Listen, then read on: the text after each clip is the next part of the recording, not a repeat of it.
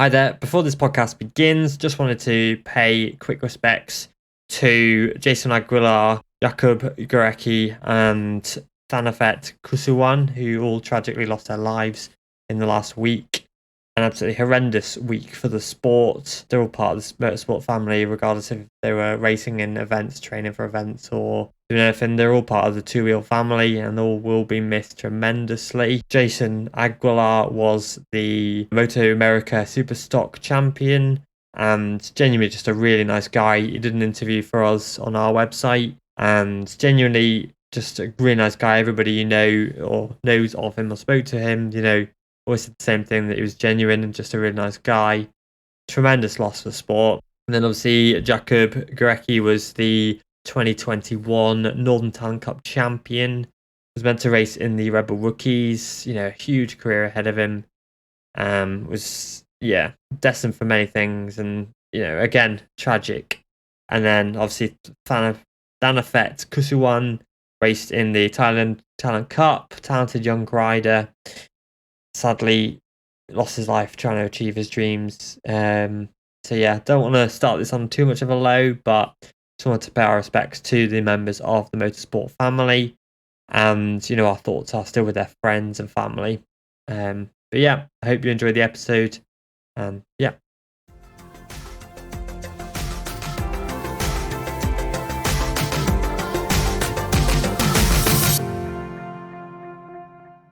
Hello everybody, welcome back to episode 45 of the Everything Motor Racing podcast. Which riders is that, Jacob? Well, Scott Redden, Cam Peterson, Mandalika, Colin Edwards, the list goes on. Scott Swan, Leon Orgis, it's quite a lot. I don't know how you guys just have this knowledge because we're in sad the top of your fucks. head. I just cannot. I might remember this, but I forget my fucking national insurance number though. Yeah. I would have got Scott Redden, but that would have been it, I think, which is probably a bit of a shame. But hey. Yeah, it is what it is. I think you have a life and we don't. I think that's the difference between... Now, that is a dangerous assumption. Bold assumption to make. So my computer didn't record the podcast. So this is the second time we're doing this shit. Yeah, I just look really good because I remember from my first time.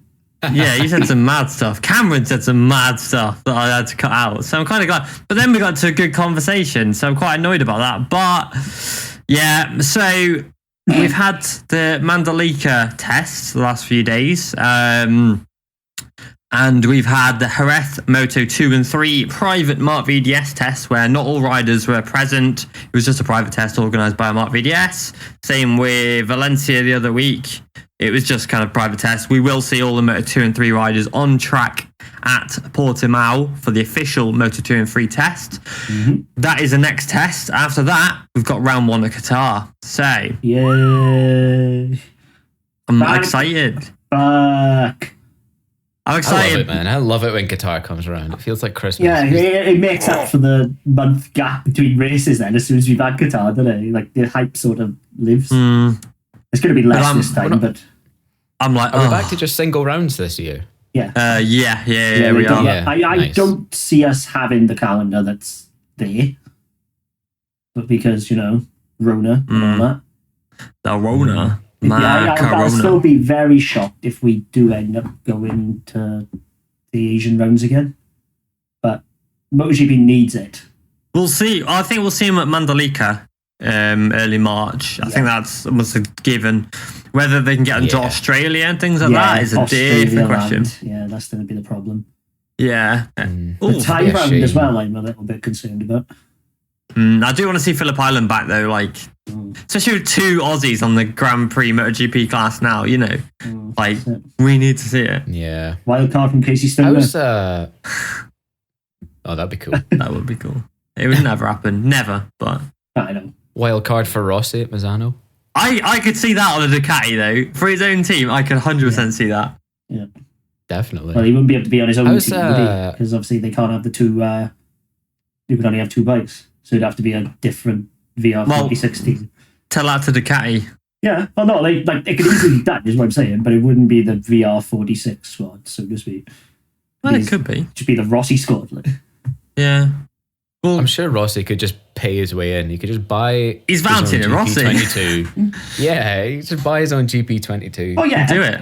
But like, grease up whatever people he needs to with enough bribes, and he could race. I'm sure. Oh, yeah. Yeah. I'm not saying it's not possible. That could be wrong. Like factory KTM run 3 riders often. Ducati run 3 riders quite often. I suppose it counts because it's technically testing riders and not wild cards. But yeah, I think we can see 3 riders in the same team if it's a wild card. I don't I'm think a test rider for VR46. But yeah, so that'd be quite cool to see Rossi do a wild card. I doubt it very much, but we'll have to see. But yeah, it's looking spicy, these testings. Paul Espargaro is the fastest man overall. So that's Marquez who?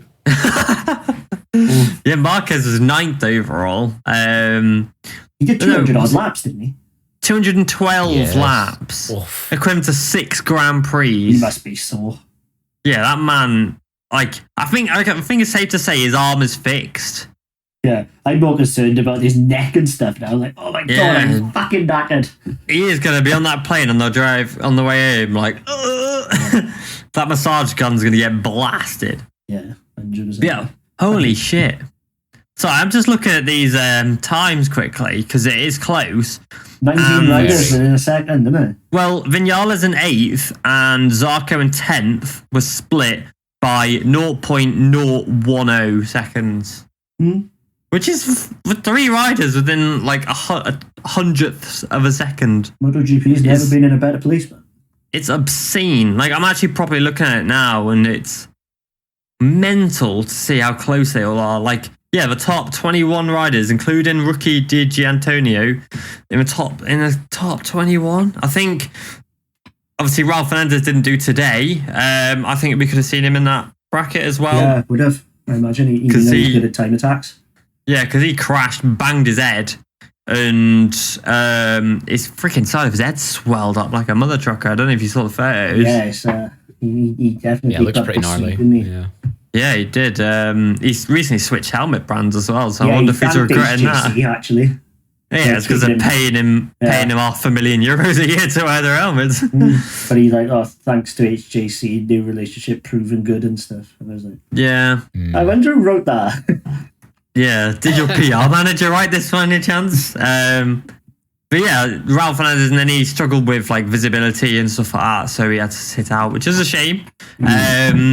But yeah, I'm mighty impressed with everybody. But I want to switch it a little bit back to the Moto2 and 3 tests first, and the World Superbike test with a really that was impressive. Yes, really impressive. Top rack. I mean, he found a lip on the edge of pit lane. Yeah, and so he just jumping his bike out of pit lane. Brilliant. Top rack in a nutshell, isn't it? Yeah, it's just top rack, innit? But he, I want to say, like, Ollie Bayliss has had one freaking hell of a start, and welcome to Europe. Jesus. Like, he packed up all his stuff in Australia, took the 24-hour flight over to Europe, gets to the track of Portimao, does 9 laps, identical lap times to his teammate Bollega, and then crashes and snaps his ankle. And had to be replaced by Nicolas Spinelli for the test after. Like, what a freaking entrance to Europe, you know? Yeah. The Aussies arrived, yeah. Yeah, like, bloody hell. Like, I feel so sorry for the guy. I have really high hopes for him this year. He's going to be really good. Hang on. Hooligan's not his teammate, is he? No, but he's on a Ducati. Yeah. But he's on a Ducati, so... Yeah. But we don't care about details here. Yeah. Yes. But, I'm gutted for him. Gutted for him. But... side note, I really like the exhaust on the V2 that the Akrapovic are running. It looks like the old 1098. I've not seen it. Is it like come out the bottom? Ducati 1098s that come under the seat? Yeah, and they're thick and hexagonal. They are back. Let's have a look. Oh, they're fucking stunning. Ollie Bayliss. Let's have a look. They are gorgeous. That's how a Ducati V2 should be for me. Oh, he's had lunch with an ankle brace on. That's nice. But he still has to eat, Derek. No, he's like stood up with a load of people. I love that Michele Pirro. Let's say congrats to Michele Pirro for being pregnant, or his wife being pregnant and all that. But I love the fact that he used a photo of him and the Baylisses to announce it. It wasn't like, here's my kid, it's here's me and Troy and Ollie Bayliss. Yeah, here's me and the Baylisses. I hope my kid's as fast as Troy. Like, yeah, here's me and the Baylisses. Oh yeah, by the way, I've got a kid. What the fuck, bro? Yeah, I love Pirro though. He's such a gent. He's such off a bloke. his fucking tree. He's such a cool guy. I love Pirro. He's just a legend. But He's off his spot. yeah, turning our heads a little bit over to I'm quite annoyed actually that all the friggin'. We had a good chat as well on the other podcast, but hey ho. And we've had to skim all that stuff that people probably might be interested in listening to. Anyway, yeah, so with these tests at Jerez, Somkiat Chantra topped the whole thing. He's looking like a beast. Maybe it's Jerez only kind of thing, but he's looking solid, dude. He was nowhere in the race last year. And look who was second as well. Ayagura. Yeah, on the Team Asia coming fast. Watch out, Tata. They're looking rapid. Like Agura's probably a better bet than Chandra to do something this year. Yeah, for sure. Tata's going to be like, ooh, crap. Yeah, and bloody Baldassari as well was battling for the top spot on an R6. All he needed was like 40 extra horsepower, man. Easy. Yeah, it's mad, but it's been quite impressive. I think, the top rookie was Philip Salach as well. I'm not surprised there. We know Salach is good on a big bike. Yeah, he got a podium in the Endurance Championship on a 1000cc.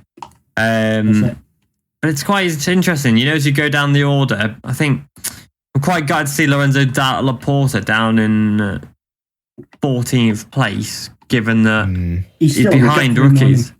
Yeah, I guess so. I hope it is just a blip because I rate him so high. He's a world champion, and I'm like, come on, dude, what you doing, man? Yeah, so I think it's a case of he's one of those. I think he needs to feel his way back into it. He's always been a slow burner, even like coming through the Moto3 and Chev and stuff. Yeah, it took him a few years, but then he got the title, and then he moved up to the Moto3 World Championship. Took him 3 years. He might be another Alex Marquez at the end of the day. Could be. He's in a decent squad. I mean, I'm not sure if the intact team are as competitive as we think they are. That's it. Intaltran's an idiot. I don't know if they're as good as we think they are. They got the title with Bastianini, but I think Bastianini is Bastianini. It's all Anea. Like no other Italtrans riders competed for the title apart from Frankie Morbidelli, and even then he was a bit off. Yeah, and then he moved to Mark VDS, and then he had the title. Passini was decent on it, got some wins. I feel like Italtrans are the top B team. Yeah, I would say so. It feels weird saying that when they've won a title 2 years ago, but yeah, it was definitely not to disrespect the team, but it was definitely a. It was an AA job, not an Ital. He would have won wherever he was on, like apart from like SAG or something. Yeah, I think he could have done it. Maybe an SAG. Not an SAG, fucking hell. If you win a title on SAG, you might as well just give you the MotoGP fucking title. Yeah, but I mean, Anea's championship in Moto2 was a fluke anyway, so. Yeah, definitely. It wasn't a fluke. It was a fluke. Oh yeah, no, it should have been Bears. It shouldn't have. He didn't win it. Yeah, well, Lowe's got bloody unlucky, but that's a story for another time. Finish first. First, you must finish and all that. Yeah, 100%. But I want to. In Moto3, Carlos Tatai, I'm expecting some good shit from him. I don't know what I make of it, to be honest. With Tatai, he's a weird one. Yeah, he was like okay at Avintia, but never really like stuck out, especially despite being a Red Bull Rookies champion. And now he's switched over to Bristol and he's top 3. Yeah, it must be CF Moto being the best. That's it. Could be, but Chinese mafia. Yeah, and obviously Scott Ogden's he got P10 overall. He got never really went for a time attack either. No, I'm bloody impressed by Scott. We'll see a bit more of what he can do at Portimao. He says he thinks he might struggle a little bit there, but it's good start. I expected him to do well, but he's doing better than expected. To be fair, it was a really good start. Like straight away, comfortable on the Honda. I see no issue at all with what he did. He did everything in my eyes correctly. He went to get comfortable, did long runs for good laps. that's more important than setting the world on fire over one lap. So they did very well. Complete opposite of Joel. Yeah, and their bikes are going to get upgraded heading to Portimao because there's some bits that are getting... Like I saw a photo of Dennis Foggia at the test, and they had the wheel cover on, which I believe, although that was a Leopard only thing at the time, is now going to be translated across all Hondas. All Hondas did end up getting it last year. Yeah, so they'll get to test the new wheel cover now, which looks to be really good. KTM are really liking it. So you've been heated in the rear tire apparently in cooler conditions. Yeah, exactly, which I'm quite happy about. But Anna Carrasco. Oh. Yeah. I don't want to say anything bad because I know I'll just get called a sexist. Yeah. And that's not the case. I mean, she was the slowest rider on track. Yeah, and it's just the first test. She's just come from 300s. Because she hasn't ridden a Moto3 bike in 6 years, which I get, and she's used to the Pirellis, which are much superior to the Dunlops. So the fact that Dunlop have a tiny working margin, and I get that it is just the 2 days she's ridden the bike. So I think we'll see more at Portimao. I think Portimao will be a better gauge of where she is, and then the first few rounds of the season will be even better gauges. And I think by round 5 we'll see where she's at with the machine. But at the moment... looking at it right now. Well, she finished her ref test 4 seconds off the pace, and the pace is still about 1.5 seconds off of the lap record. So she's got to improve by 5.5 seconds to challenge for that lap record. I don't care who you are. You ain't doing that. She's not going to add to her 8 points in Moto3. No. Not based on that anyway. No, I mean, she's in a clump as well. Like Joshua Watley's 4 tenths up from her time. Lea Bartolini, Furusato, Agi, Otola. See, Furusato for me was the one that really that Carrasco should have beaten. Yeah, that's the thing, right? All 4 of those, they're all rookies, so you can understand it. And again, Carrasco's returned to the class, so again, you can kind of understand it a little bit as well. But yeah, like you said, Furusato he was nearly on a Talent Cup bike last year, a rookie's bike. He didn't even ride Chev. He didn't ride a Honda. It's a Honda as well that he's riding, and he's nearly 2 seconds faster than Carrasco. Yes, that could be partly due to how good Furusato is. Yeah, he's a beast, man. But nonetheless. Yeah, and he's got Alpine Stars, which always adds 0.2 seconds to your lap times as well. So true. Just for cool fatness alone. Yeah. I don't want to say anything too bad just yet, because it's just a test. It's just a test, yeah. But at the same time... You hope for more, really, don't you? Yeah, It she's a world champion. Instill confidence, put it that way. Yeah, Salvador wouldn't have done that, Paulie, in my eyes. Yeah, Salvador, probably. Obviously, we don't know. We can't say that for fact. And I don't want to be we're picking on Anna Carrasco, because that's not what we're doing. But, if anybody was this far off, Joshua Watley's quite far off. But again, he's still a rookie. And he was on a KTM last year. Yeah, he's been on a KTM the last few years. Lea Bartolini, I'm disappointed in Bartolini. I do expect more from him. He's raced World Championship races already. And he did Jerez as well. He raced Jerez in the Chev last year and battled for the win. Yeah. So it's not like he can go slow around here. So why on earth he's so far off the record? Way over 2 seconds? If it's the same problem that Joel have got. With the forks? Yeah. They just end working for certain riders. Yeah. And I'm wondering if Bartolini has fallen into that category. Could be. It's crazy that they've changed the forks so much that it's a problem. Yeah. Yeah, because... everybody gets the same equipment at the end of the day, so you have to get your head around. They won't give you last year's forks, so... No, they won't. But, yeah, it's not good. But I am very impressed by Riccardo Rossi. The undisputed... I have banged on about that kid for so many podcasts now, and I'm what? 5th place, was it? Yeah, and he's not on the BOE bike anymore. Yeah, 6th place. Wait, I can't count. 1, 2, 3, 4, 5, 6th place, yeah. 6th place on the Sitch Honda. That's pretty darn good. And Lorenzo Fellon as well was only 9th or 10th. So that's Fallon will get points based on that. Oh, mate, Fallon, right, this year. I've said it on the podcast where we did the our predictions for this year. Fallon is going to be a dark horse this year. He won't go for the title. Give him next year, maybe he will. But I think this year, Fallon's going to really come out of shell. Yeah, like Fallon and Ogden both look like they're going to regularly get points, which is awesome. Yeah, really good, really good. I think a lot of people are excited for Scott Ogden. I know we are. Yeah, definitely. I was a bit like, back to Honda. Is that going to work? Clearly, so far he likes it. He prefers the Honda.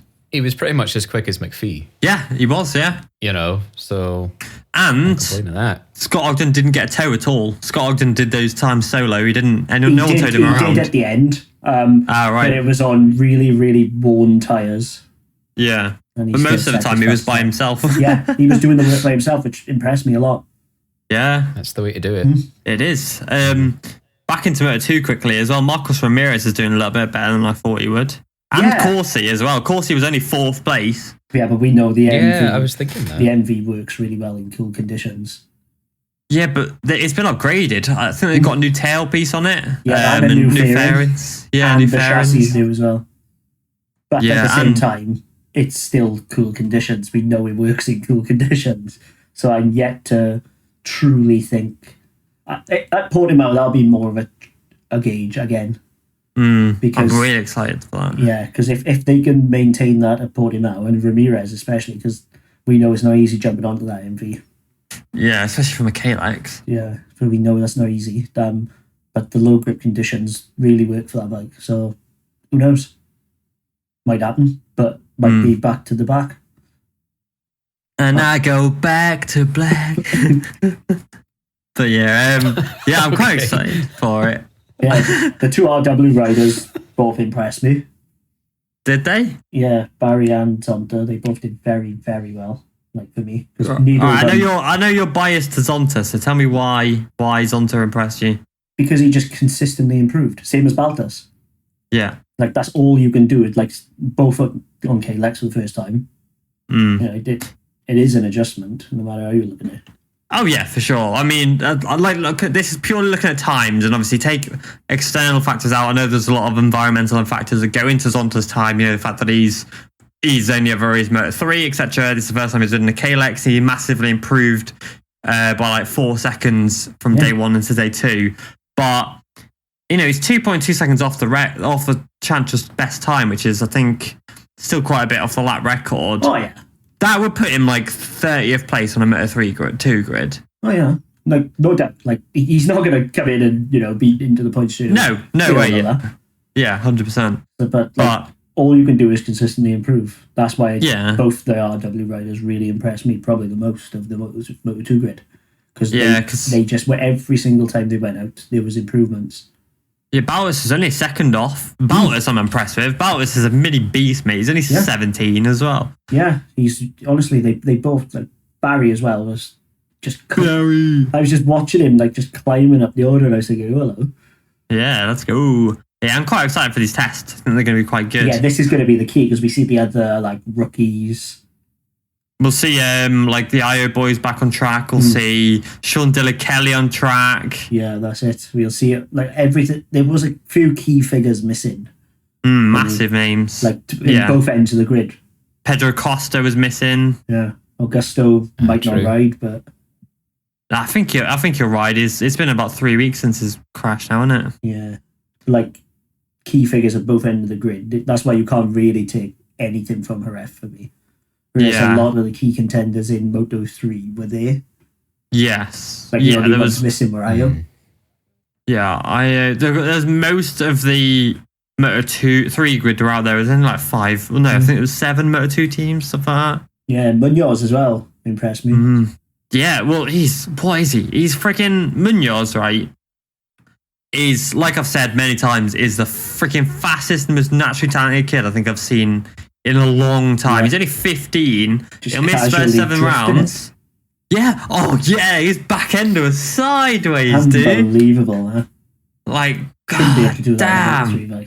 Yeah, like this kid is 15 and he's coming in with the premise of like a 20-year-old with 5 years experience in the class. Like David Munoz. He's going to wrestle a few Jimmies.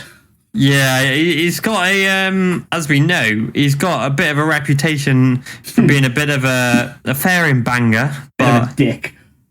Well, I wouldn't go that far. It depends who you ask. I would. Yeah, but I'm really excited to see what he can do this year. I think he's going to really turn some heads.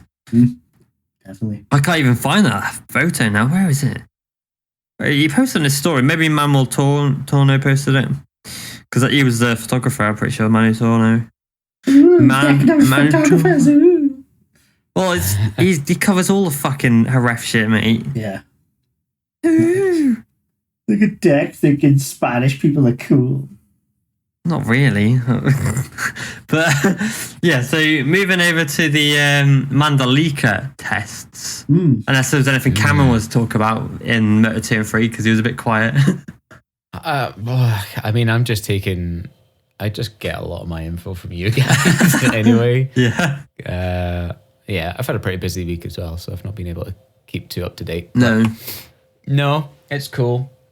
As always, I'd like to see McPhee go faster, but as you say, good luck with that. Yeah, God. But yeah, moving to the Mandalika, we've seen some impressive rides. Mr. Luca Marini has come home in third overall. Like, just going on times alone, third overall. I'm like, okay. Yeah, I mean, to go behind the time and look into a bit more, basically Ducati have had to change around quite a bit with their bike during these few days, just because of changes and things that need to be made. For example, they've been showing off like new fairing that's got like the smaller air intake, but it's like basically a little bit slimmer. Looks like an R6 a little bit with a different air intake. They've basically all of them have been using that, and it looks like that's what they're going to go for the season now. Yeah, because now they have to decide, don't they, what they want to homologate. Yeah, and that's then they right. get one upgrade. Technically, they could use the upgraded guitar if they want. But yeah, they can. That's the thing. Like, they've got the exhaust, the longer exhaust, that doesn't work at Mandalika, but does work at like Sepang and other tracks like that. Because Mandalika doesn't really have any long straights. It's got a straight, but it's not that long. It's more of a twisty technical track. Yeah, to be fair as well, with Sepang, it's a fast entry onto the straight. Like, imagine that at Mugello. Oh, yeah, that's where, because they've said, that's where this exhaust would work well as other tracks. I think Mugello would be perfect for it with the long straight. It's like straight corner, straight, big straight, corner, big straight for Mugello. So it would work well there. Plus a very fast entry onto it, like Sepang. Yeah, but I think out of all of the manufacturers, I think Aprilia have impressed me significantly impressed me. Yeah, Alicia the winner guitar called it. Yeah, you did too. It's not happened yet, but the fact they worked on Sepang and Mandalika is worrying. Yeah. So I'm just thinking actually, because I'm just thinking for the podcast predictions. So next weekend we're probably gonna have a guest on. Weekend after, then we'll do our predictions, and then you can put elation. I know. You can bang on it. I fucking will. I don't think he's got it in him. I don't think he's got a win in him. It could be Mav, to be fair. One of them. I think Maverick will get the first win. I think this year, though, Aprilia are going to get a win. Yep. I think multiple. Without a doubt. Genuinely. Yeah, they have to. Yeah. This is it. Like Maverick Vinales, although he's only 8th in the test, Imagine if Mav wins the title. Bruh. Oh, man. Imagine that. Like, I don't think it's going to happen. I will preface it by saying that. But fucking imagine. The friggin' scenes if Can Maverick Vinales... Can you imagine the arse clench of the MotoGP community if he won? Can you imagine Yamaha just like... fucking shit. Bollocks. Yeah, like... But to be fair, it wouldn't be the first time Lynn Jarvis has let a good rider go, is it? No, Jorge Lorenzo, Valentino Rossi. Yeah, it's did you see what Marini said about himself and Lorenzo? No. He said he's a pain in the arse and he's like Lorenzo because he keeps asking for little changes on the Ducati. Like ergonomic changes. Has he asked for a bath mat yet? Well, that's what I was wondering. He didn't mention it, but I was wondering if he'd like asked for like tank changes and stuff. That's the thing, though. Ducati this year, though, we're saying about Aprilia, like, oh, they could win the title. If Ducati don't win the title this year, that's embarrassing. Oh, they'll take that easy. But if they don't win the Riders' Championship with 5 GP21s on the grid... Yeah, but as we said before, only 2 technically score, blah, blah, blah, in the constructors. Like, so no, but I mean, they've got 5 like 2022s. So, like, if you've got 5 riders on current machinery this year, one of them theoretically can win you the Riders' Championship. Yeah, that's what I'm getting to, is like law of averages. Because all of the 5 riders can score their own points. Yeah. Law of averages, I think they got more chance of winning the Riders' title than the constructors at the minute, to be honest. Yeah, like, but that's the thing. It's so competitive this year. I think of all the riders, ridiculous. Looking at performances, Petto and Bastianini, and Martin, I'm iffy, because we know he's a very good time attack rider, but his race runs weren't quite up to scratch. Martin's never been, yes, he's a world champion, but his consistency has never been like... Yeah, whereas like, Pecco and Amir, they've both been there. Like, I'm not saying an air because you're biased, but... No, genuinely. Like, he's another GP 21 rider. Yeah, he's a 21. But the 21's sorted. I think the 21 could potentially be an advantage early season. Well, isn't Anair going to get the new fairing from Ducati? Mm. So he's going to use the GP22 fairing on the GP21? Yeah, but like different engine, different thing. But it's all sorted. Like, it's there. I think early season till about Le Mans, it could potentially be an actual advantage. What, Le Mans? Was it Le Mans? Yeah, Lemons. Le Mans, was it? Le Mans. Yeah, that's it, Le Mans. Yeah, like at least Jerez, because it's going to take, like, even though Ducati are mighty, it's going to take a bit to sort that 22. It's still a new bike. Yeah, it is, but... Yeah, well, that's it. The GP21 is going to get to Qatar and just work real fast. Yeah. And be able to spend the whole weekend just picking it up. the lap times down. Yeah, exactly. Spend the whole weekend just behind Aprilia. That's the thing. Aprilia are quick on 1 lap. Are they quick on 27 laps? Yes, that's the thing. It looks like they are, which is worrying. They are with Mario Vinales piloting it, that's for sure. Yeah, because they weren't before. That was their issue. Like, yeah, because the issue was consistency and parts overheating and things like that. And now that seems to be sorted. You know, they've done race runs in inverted commas without bothering about the actual times, just to check everything doesn't melt. Like, yeah. Brilliant idea. Like, looking at the field, it's stupid close. It's stacked. Like, it's this year, right? A mistake could cost you 7 places now. Yeah, like, literally, like, this year it's so close that, like, it's so hard. It's going to come down to consistency. And like with World Superbikes, when we saw Jonathan Rea and Top Rack go for it this year, and both of them were like a class above everybody else, it just came down to who was the most consistent rider. And on the MotoGP grid at the moment, the most consistent riders are Pecco, Fabio, and Marc Marquez. Like, for consistency over every race. Like, we're not talking like... Because I'm sure, right, Aleix might win a race. Marini might win a race. Yeah. Like, Rins might win a race, but they won't be on the podium every race. Marquez, as we've seen in 2019, can finish on the podium, only in the top 2 in every single race he finishes. Pecco can win a string of 6 races in a row with podiums littered in there as well. And Fabio most of the time. Yeah, and then Fabio can do the same. He can sit in the top 5 for every race. It's just going to come down to which rider can win the most races and have the least DNFs, which sounds so basic when you spell it out like that, but... Yeah, but it's so competitive now that is the difference. Like, yeah. You know, so like a Rins and Mir could perform at Jerez, go to Lemons, not do shit. Yeah. Well, but then if you were the guy who's on the podium both races of that, then that's your point. Well, that's what you said, like with a like one DNF. Like if a rider finishes 12th for one race, they've got like top 3s 12th for the rest of it, whereas another rider's got top 3s and a 7th in there. Then, you know, it doesn't matter. The rider who finished 12th once in the season might want to win more races. They might lose the title by a point to the guy who's only finished 7th once. I'm going to call it now. I think the guy who wins the most races will not win the title this year. Oh, yeah, 100%. But then again, we might have like 12 different winners. Who knows? We might have Marquez winning them all. All that, like that is entirely possible, as we've seen previously. It's petrifying that that's possible, to be honest. Like, it's getting more common these days, though, where riders are winning most races. Like we had last year, Furman nearly won every race. Furusato won every race. Nagasuga in Japan won every single race in the Japan Superbike and his 10th title. And then Locatelli the year before nearly won every race, with Montoya nearly winning every race. It's becoming a bit more common, which is strange. Yeah, but it's not going to happen at the peak of motorbike racing. It's not happening in MotoGP. It's happening in more regional championships, which is MotoGP ain't the regional championship.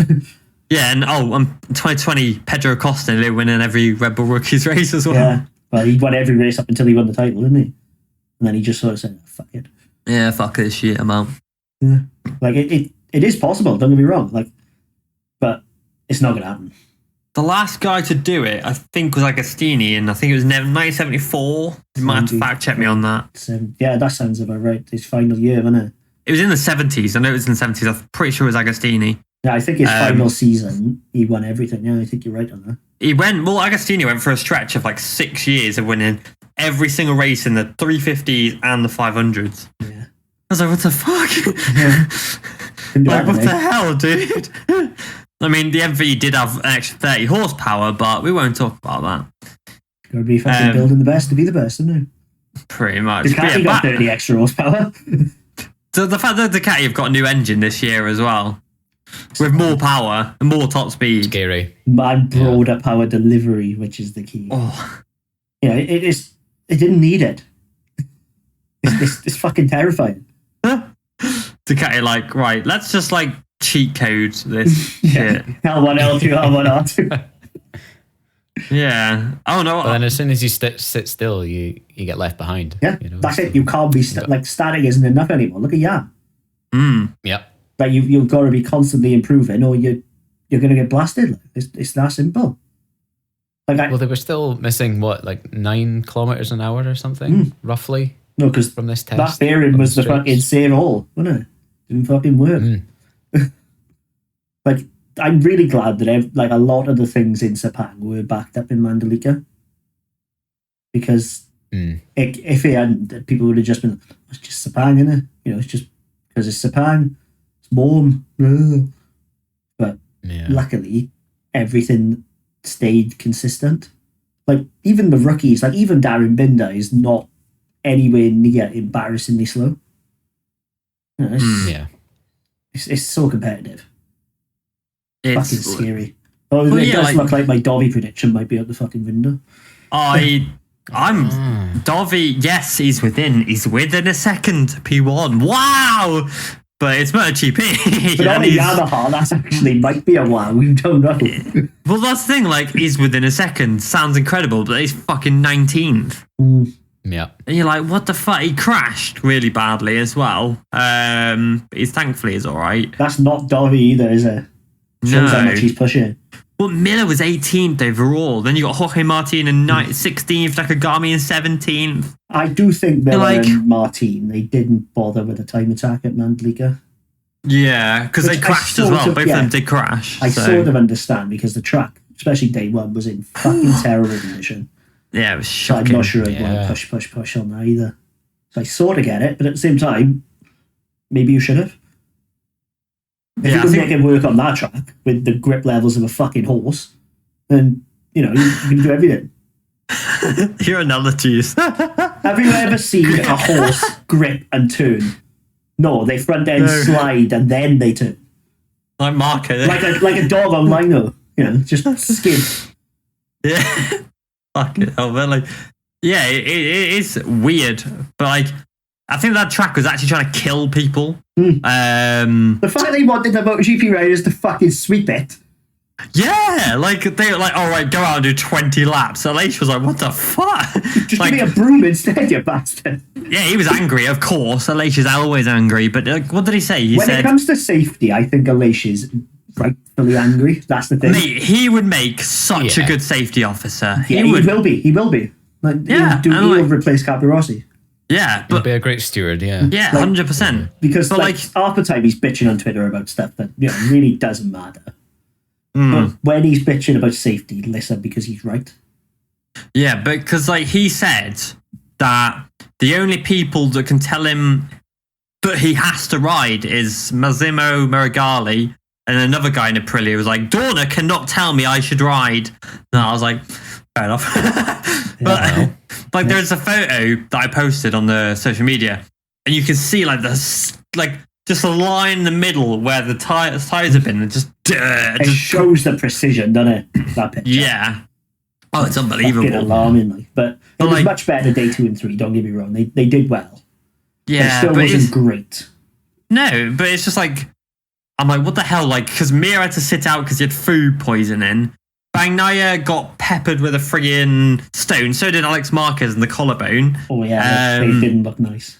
No, and then what was it? Obviously, Ralph Fernandez banged his head. I'm like, I get teething problems, new circuit and all. But when you're bringing the greatest motorbike show on earth to your place, make sure it's fucking right. It's not hard. Sepang have been doing it for years with no issues.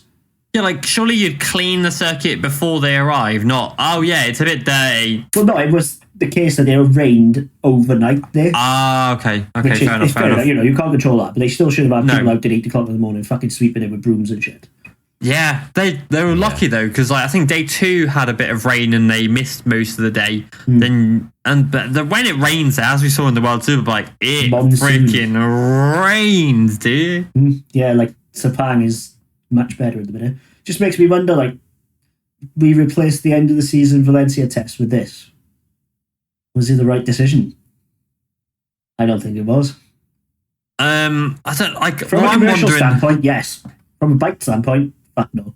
Will they always go to Mandalika? Because was it just a familiarization, or is it? Because I'm why the hell are you going there when you can just go to? Why are the Moto2 and 3 riders going to Jerez, but then MotoGP boys are going to blimmin' Indonesia? Yeah, it's going to be the same. It's going to be Sepang and then Mandalika every year. Oh yeah, and there's no preseason Qatar test either, which doesn't make sense. I'm that's a weird one. I don't get that. Yeah, I do not understand that at all. Especially because Qatar is one of the longest straights. You should be sending out the rookies to send out the Ducatis on there so we can get any top speed record. Yeah, if you're especially someone like Darren Binder, who hasn't experienced the full ferocity of a top speed yet.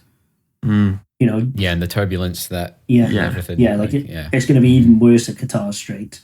The You're going to go out there like, fuck! It's a harder first corner than Sepang. Yeah, it's 90. No, it's just over 145 degrees, isn't it? Yes, it's quite tight. It's almost unsafe to not have a Qatar preseason test for me. Weird one. Yeah, I know what you mean. Very weird one.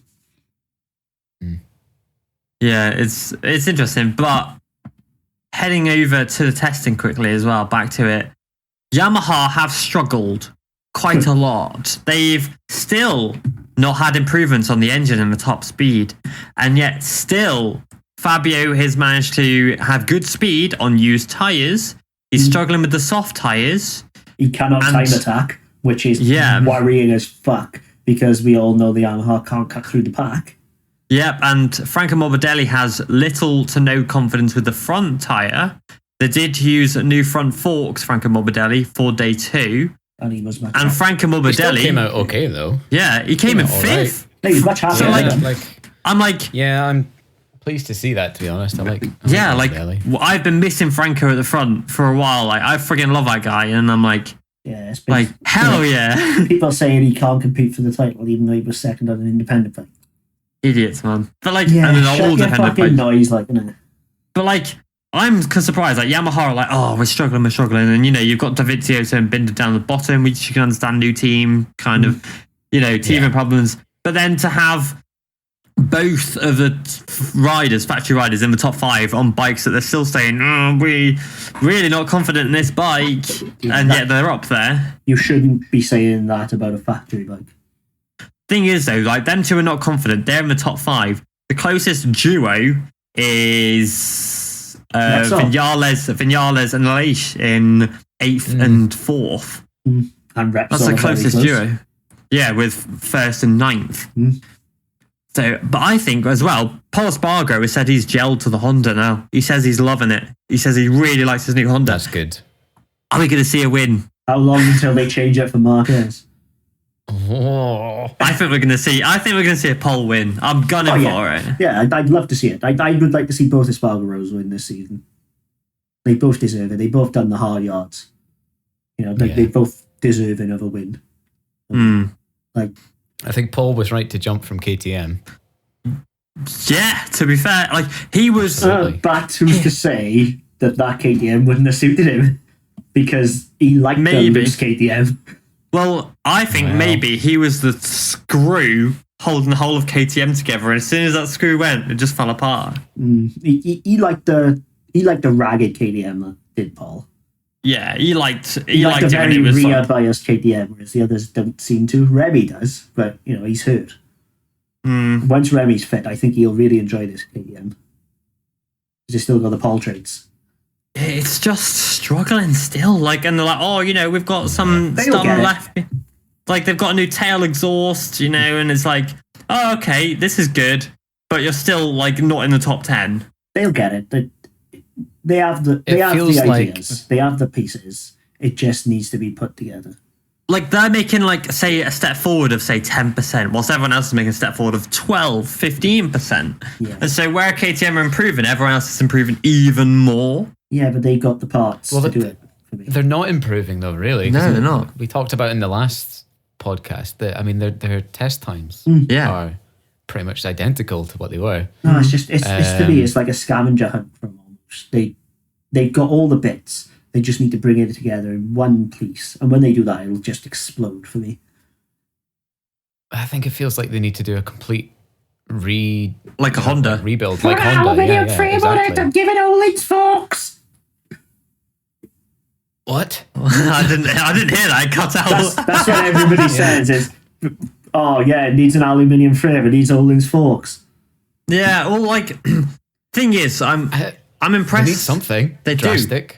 The fact that Honda can go away and build a bike from the ground up, and it the last time I think we saw that was maybe the GP15 when that came out. The fact that Honda can go away, build a brand new bike up, and have their number 2 guy in the factory team, P1, a strong P1 as well, because he led day 1 as well. I'm like, you know what? This is good shit. Yeah, they've done it right. Yeah, they've made the right call. Yeah, Honda. I think it says a lot that we haven't discussed KTM all that much. That's the thing. There's nothing it's hard, to discuss. it's hard to discuss a static manufacturer. Yeah, because everything you've said, you've already said fucking 50 times last year. Yeah, they're not making any step forwards, and I think we'll see Oliveira leave KTM this year. His contract's up. This is a good year, right? Every other year, it's a good year because we've got so many silly season contracts. All the contracts are up this year. Now, Miguel to Suzuki. I think we could see Miguel to Suzuki as well, but that's a drop Red Bull. Yeah, the monster combination might be an issue. How many people have we said are going to Suzuki in 23? Quite a lot. I've only said Oliveira. I said Rins will leave. I don't think Mia's leaving. So I think Mia and Oliveira will be there. Mia knows that. Mia's going Repsol Honda. Actually, no, Mia probably won't go Repsol Honda if Paul Espargaro is going to do what he's going to do. Anyway. Never know. No, he was never going Repsol. What about Zazako back to KTM? Yeah, because that's likely to happen. Yeah. Imagine though. He got on that, it's never going to happen because he got on chance again. Imagine he got on that KTM and it's just perfect for him. Compared to the other KTM, and suddenly he starts winning on it. And you'd be like, huh. Well, a few years ago, Jack Miller was rumoured to go to KTM. Then obviously Ducati hired him again. And Jack ain't staying in the factory squad. That's what I mean. If Jack gets booted from Ducati, which I don't think is possible, I think Jack will probably stay with the factory Ducati team. But theoretically, if he does leave, would Jack go to KTM maybe? He's Red Bull athlete after all. I think he'd go back to LCR, dude. That'd be my bet. In place of Alex? Marcus. Would he take a lesser Ducati? No. No, I can't see him. Where would you fit in? Because you'd have to promote an heir to Pramac or factory to replace Martin. Because it's either going to be Martin or Bastianini going to that factory bike. if Jack leaves Ducati, I'd see him on a KTM, 100%. I would like to see it, don't get me wrong, but I think LCR would be his first protocol because of familiarization. Well, I read a freaking thing the other day, an article about it. I have no idea where, but it was like maybe it was in our group chat. I don't know. But yeah, so I could see him going back. Miller to RNF. Take Dovy's seat, and be the experience that's still fast. Well, imagine Manu Gonzalez goes up. He better do. Yeah, that would be fucking wild. I still think Manu Gonzalez is he's going to be hot freaking property next year. He's hot property this year. Yeah. He's going to be just friggin' watch out, Moto2, right? Manu Gonzalez. Yeah, the thing is coming. The problem is that he's a Yamaha rider, technically. He's a contracted Yamaha rider. So he's going to be the first. It'd be him or Toprak. Toprak might be coming over as well. Maybe Toprak and Manu will go to RNF. Yeah, that was what I was thinking. I would be super harsh on Binder. Well, that was what I was going to say. Where would Darren go? But, you know. Meh. But then again, if Fabio leaves, maybe factory Yamaha for Toprak. Yeah. But that's the thing, will Toprak give up Monster? We don't know. No, give up Red Bull? Probably not. Turkish power. Will there be a Monster Yamaha for Frankie and a Red Bull Yamaha for... Yes, they would. Toprak? Red Bull Yamaha again. If there's enough money kicking about, then yes. Yeah. Which they will be. For sure. And then we'll have 3 bikes on the MotoGP grid sponsored by Red Bull. It'd just be a contract. It would just be a picture of Kenan Sofuoglu about to punch you. On his face, just Turkish warrior. yeah, literally just Turkish warrior tattooed on his head on the picture. This is the contract? Oh, yeah, deal. Shit. Yeah, just pictures of Kenan all over the bike. Yeah, just one fucking Sofuoglu face on the Yeah. Going into actually some contract rumours that are very likely is that Pecco Bagnaia is very likely to be announced at Ducati for 2 more years. Mm-hmm. At Qatar. Sounds about right. That's fine. Yeah. They're going to see him at Qatar's weekend, which I can see happening because what's stopping him? That's the right. You know what shocked me as well? What? His wage. His bonuses are great, but his base wage of 800 grand a year. Is that now though, or? Yeah, that's his current wage, so he's going to have a pay increase. Well, that's the thing. I want to go. Sorry, Karen. Say Cameron. So I was just. He's not a champion yet or anything. No, but he's a factory rider, and not to be earning 7 figures is unheard of. Factory rider. Yeah, but he'll be making it elsewhere anyway. But what I want to say quickly as well, going on to that, the fact that we're sat here now, right, and we're Pecco will be signing for 2 more years, and Miller could be out. At the start of last year, before the season even started, Jack was very firmly the number 1 rider, and Pecco was very firmly the guy that everyone was like, huh? Not why the fuck have you got him? Yeah. More he was 16th last year, what the hell? And now we're Pecco's going to win the title this year, he's going to stay with Ducati for 2 more years. He has done one hell of a turnaround. We all knew how good he was. Yeah. So even since Moto3, we've known how good Pecco is. On that bloody Mahindra. Yeah, he's still the only rider to win on a Mahindra ever. No, he's not. He is. It's John Murphy won on the Peugeot. It didn't score Mahindra points in the Moto2 Championship, so it didn't win on a Mahindra. That's obviously it. And it had different fairings on it. So. Yeah, but he's the only one to win on a Mahindra. A Mahindra branded Mahindra. Yeah. Yeah, talent like that doesn't just... Not even Jorge Martin could do that. No, you got podiums, Jorge, but... Never won the race. We've all known how good Pecco is. He's come into Moto2 and pretty much smashed it out of the park. As a rookie, he got a podium at Jerez as a rookie. Yeah.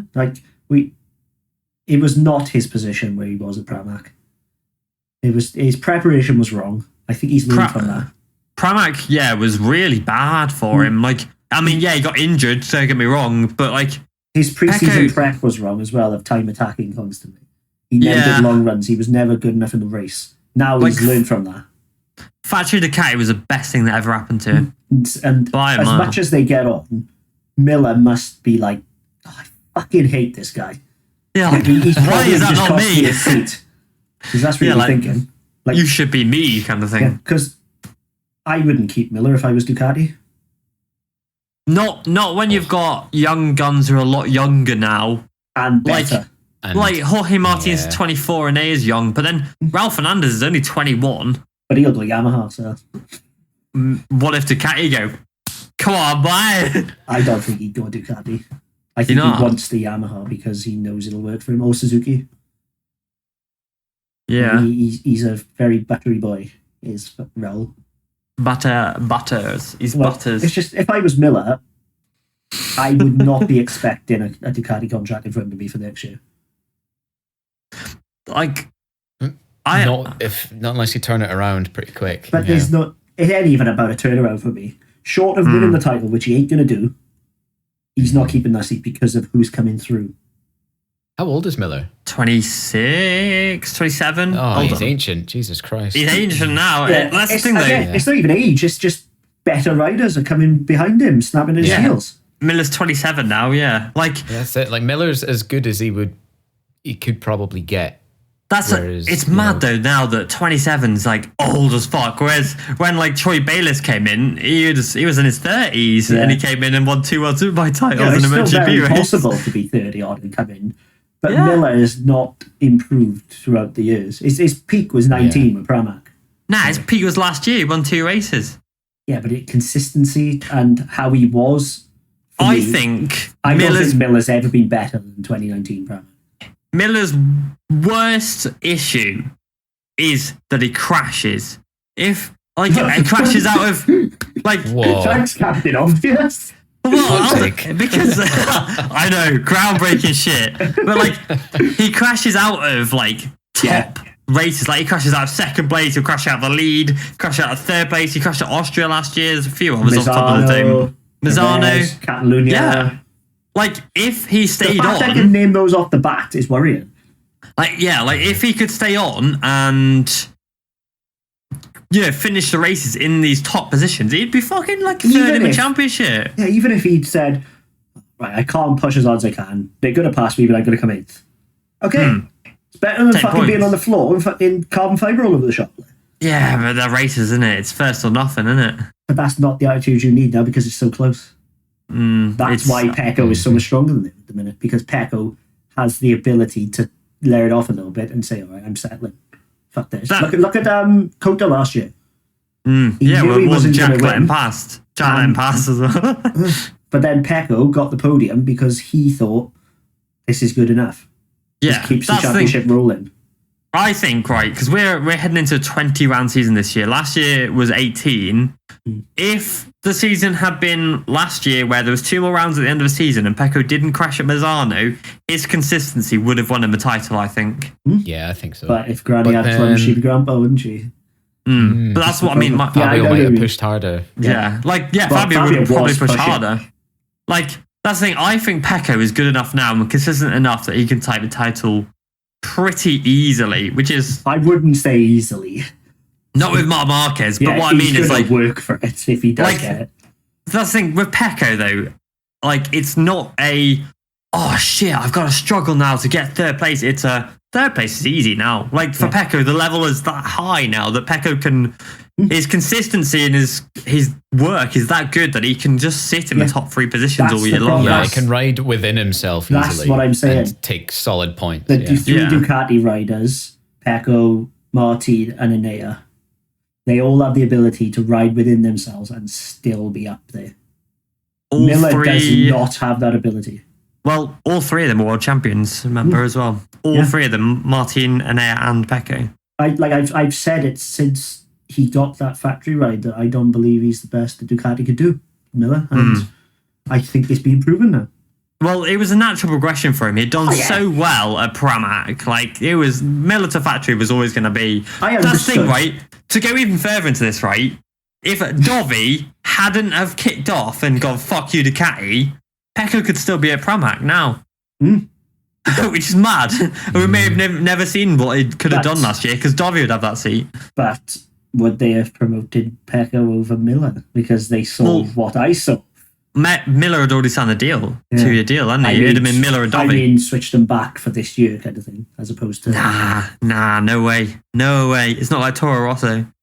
I could see it happening for Pecco. don't know, because I don't know to be honest. But yeah, it sounds like I'm just slating Miller. Like he's a very, very, very good rider, but he's not a championship winning rider. Thing is, said at the start of last year, got attacked like fuck for it, and still no title. It's chaos, and like, well, with Suzuki as well. Suzuki need more bikes. That's what I was just thinking. Like they've got 2 bikes on doing testing, right? Mir was 12th, missing the 3rd day, and Rins was 7th. But they need 2 more bikes to get, because they could have double the amount of frigging development. Yeah, they do it. Like at Sepang, they had Suda and Gintoli on track. It's not impossible for it. Yeah, but no disrespect to Suda. Like, Suda isn't exactly at the level of these tough guys where you can absolutely hammer it. You know, Suda will never be able to bring home the data that a full-time rider can bring home, because he's not doing it full-time, and he's just developing little parts. He can't push the bike the way that, you know, Mir can. Gintoli can. You know, he got 1:59 at Sepang. That's really impressive. My point is that he's able to be provided with a bike. So they clearly can put 4 bikes on track if they want to. They're making a conscious decision not to for some reason. It's been their biggest downfall. You know, they won the 2020 title somehow, and consistency. They're coasting on it. Yeah, like Mir is the most consistent rider on that grid. Brivio fucked them more than they thought. Yeah, like that was. They still haven't hired a guy to replace him either. Like I like what's his face, Sahara, but he can't do the job that Brivio could. He like, without wanting to sound horrible about it, he's Japanese. He's too calm. He can't rile you up. And Brivio being, you know, hey, I'm a Brivio.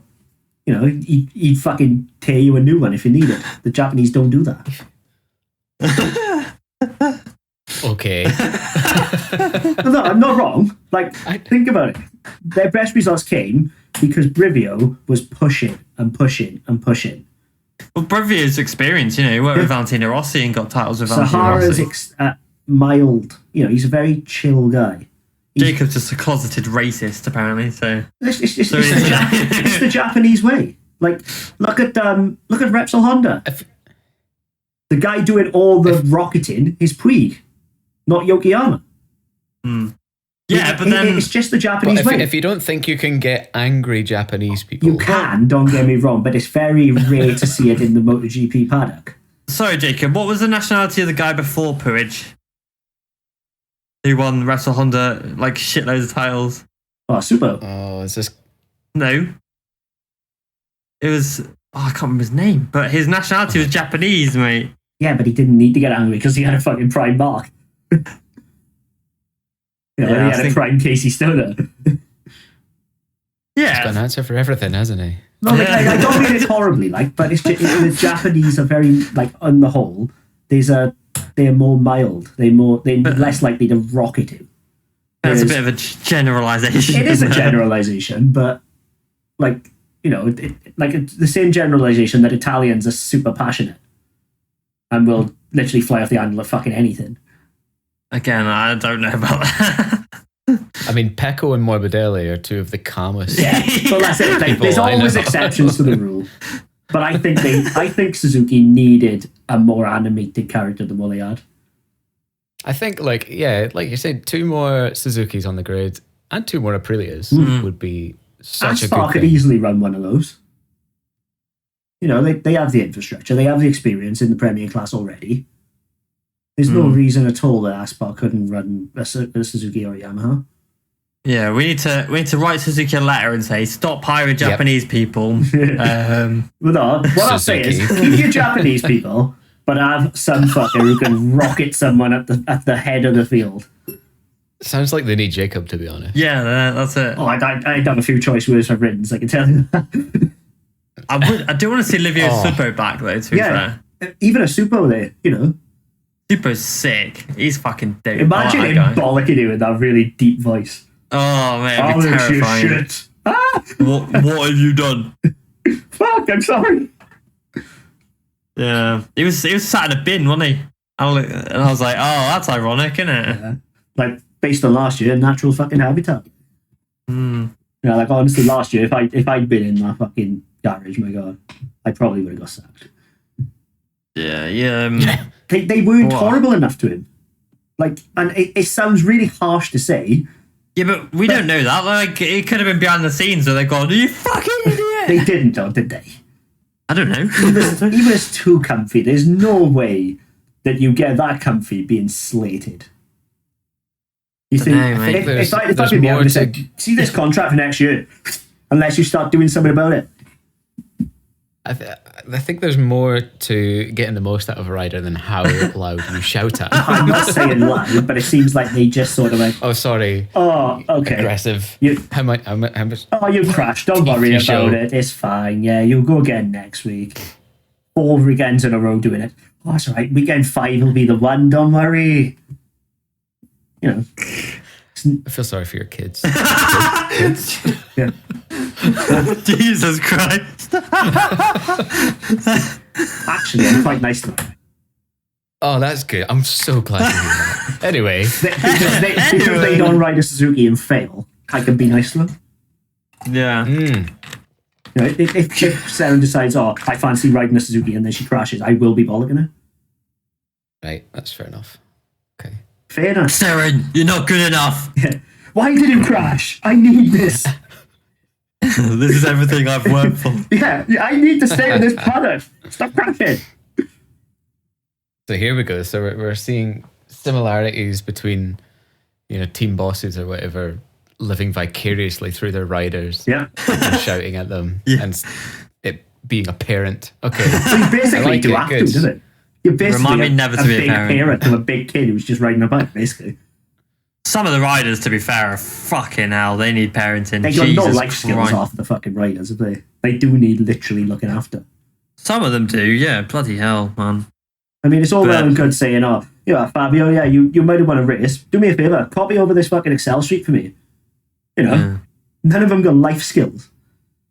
Do they need it? They're millionaires. Yeah, they don't need them. Don't get me wrong.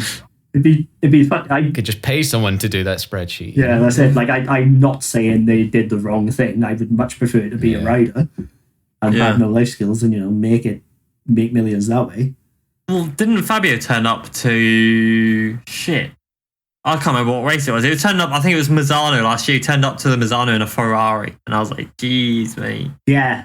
You're 21, 22 years old. Bruh. I think it was hired, don't get me wrong. It wasn't his. But it's still fucking cool, like. I couldn't afford to hire a Ferrari. No, I couldn't. It's 10 grand. Yeah, I'm not criticising him in the slightest. Like, it's still a fucking hell of an achievement. Well, I think Miller used his MotoGP podium bonus to build an entire dirt track in his backyard in Australia. So, that's the way you should spend it. Fuck a Ferrari. Yeah, fuck a Ferrari. These guys have good lives. But they do live well. But you do have to look after them. Yeah, that's it. Speaking of Riley riders, we're looking at getting a Riley rider on the podcast next week. Still need to finalise details, so that should be a good episode if I can book him in. So yeah, keep your eye out for that one. Yeah, really interesting. I don't think anything will be left on the table. No, this guy does not freaking hold shit back. Honestly, it's mad. So nice. Yeah, we'll try and get him on. But I think that's everything for today. Did we talk much about Superbikes, World Superbikes? Oh shit, yeah. They did the tests. Raya led the test. Wow, it's World Superbikes. Did things happen? Yay. There we go. Well, I mean, they got to the 139s. Yeah, they did, yeah. MotoGP. And Raya led Top Rack as well. Which is Did it finish that way? I thought Top Rack ended up. I don't know. Yeah, Top Rack was quickest. Ray was quickest for most, and then Top Rack just went finger out. I saw day one's results, but not day two, so that's probably it. No, Superbikes is better than MotoGP. Don't even know the results. Yeah, it's because I did. Yeah, Superbike is better than MotoGP. Last year, I'm sorry. Is this 1997? I can remember actually listening to one of the pods before I was on, and you were saying that, and I was fucking shouting at my stereo in the car, being like, "Who is this guy? Who the fuck is Jonathan Raya?" What? Not me. Nah, Superbike is better than GP. Like last year's season, mate. Are you genuinely prepared to die on the hill? Yes. Like, wait, no. So, yeah, no. Right. Yes, The last few years, last 6 years when Jonathan Rea was dominating, last year when Top Brack versus Rea were fucking going for it. Hang on. So what you're basically saying is that if this was a rider who had one good season, automatically that means we should support him. No. Well, that's basically what you said. 6 shit seasons, but one good season makes it better than MotoGP. Yeah, because it was more entertaining. But how can you say that the 21 season of MotoGP wasn't entertaining? It was entertaining, but World Superbikes was more entertaining. It wasn't. But Superbikes was between two, and then GP, you had 6 or 7 man on the same fucking wavelength. Yes. Yeah, but in MotoGP, you didn't have two guys literally barging each other off the fucking track, trying to kill each other. Watch Moto3 and Moto2 for that. No, yeah, but that's what you shouldn't have to. It should be in the Premier class. Miller and Mia will disagree. No. Yeah, that's true. But they won't fight for a title. Yeah, because only one of them's capable of fighting for a title. Yeah, Jack Miller is very good. World Superbikes is not as good as MotoGP, and I am prepared to argue. If Superbikes is the same again, I'll say it. If Superbikes is as good again this year as it was last year, Superbikes is better than MotoGP. It feels like an anomaly, whereas MotoGP is entertaining every year. Well, yeah, I'd agree with that. Every year, MotoGP has been consistently better than World Superbikes, but last year was much more entertaining. Still wasn't better than MotoGP though. The fact that I was fucking sat in the... If anything, Super Sport was better than Superbike. I barely watched any of that, so... just Superbike was fun, but it was between two. Well, the fact that I was sat watching a BSB race at the track and I was sat watching my phone with World Superbikes on my phone instead of the race that was happening in front of me. That's fair. BSB I think that boring. says more about you than... No, BSB was shite, so... Yeah. Okay. Yeah, but if you're actually at the race, come on, sure, that's more entertaining than anything that's happening on your phone. BSB until the showdown is utter shite. Because it almost doesn't matter, the BSB showdown. You could fuck up as long as you're in the top 6. Look at O'Halloran, the pole count. Oh, O'Halloran got a shit stick, man. Jeez. Yeah, the first 5 rounds really don't matter almost until the showdown. It's a great system, but it's flawed early season. Yeah, my point is that the fact that I was actually at a race meet and I was more concentrating on the fact what's about, and then we went and sat in the hospitality and they had it on the screen and I couldn't give any shit about anything anyone was saying to me because it was on the screen and I was watching Top Rank bang into Rea her ref and I was like, yes. Don't invite this guy to any races. Don't do it because I'll just sit there and watch other races. Invite him, if you want MotoGP coverage, invite him to World Superbikes and let him watch it on the screen. Pretty much. I want to watch Italian Superbike. Go to BSB. Yeah. Well, it's free, wasn't it? So World Superbikes is not better than MotoGP. No, it's right. Overall, MotoGP is better, but last year's season was better in World Superbikes.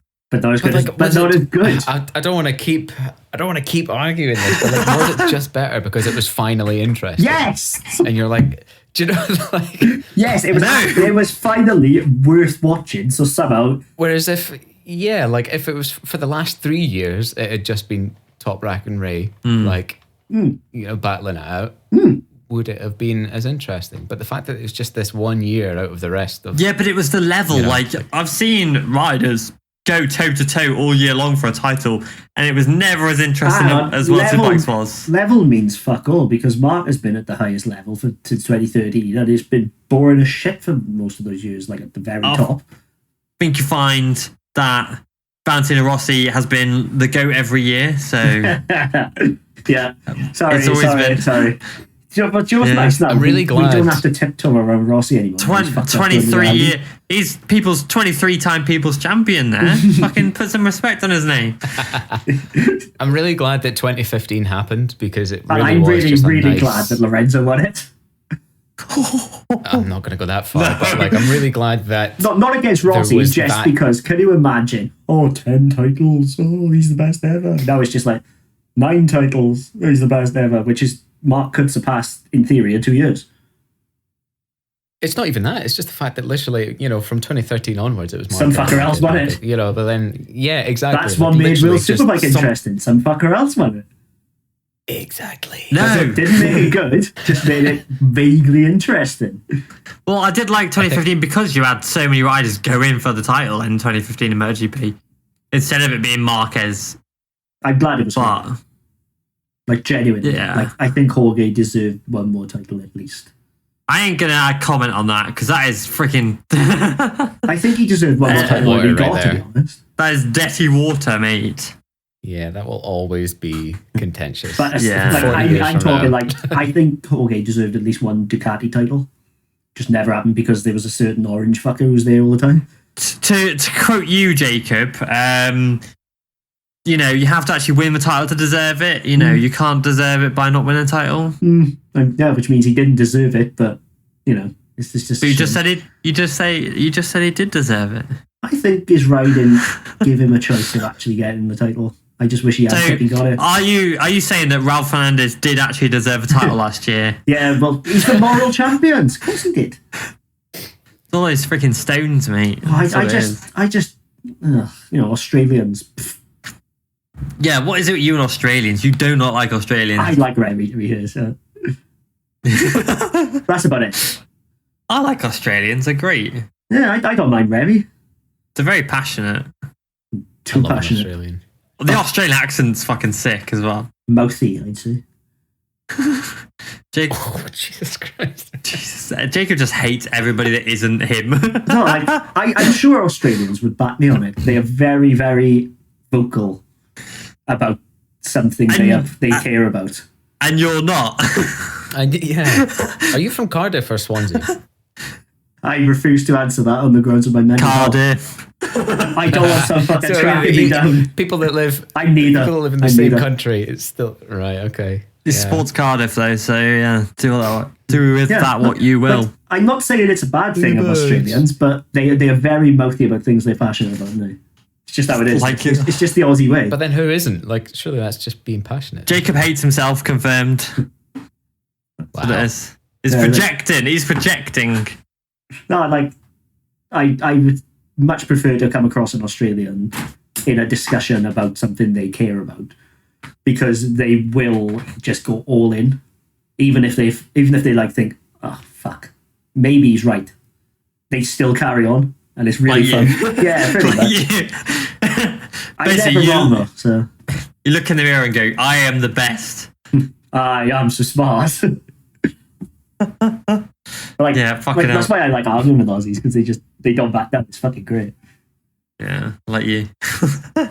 Right, I think it's time what to. What are we talking about? I think it's time to end the podcast. See, like you two, you're just like, nah. And Aussie would be like, well, no, fuck you. And this is why. I'm not Aussies. I don't have anything to stick up for myself. No, I don't. Fuck you, mate. I do. World Superbikes is better than MotoGP. Right, thanks for listening to this podcast. I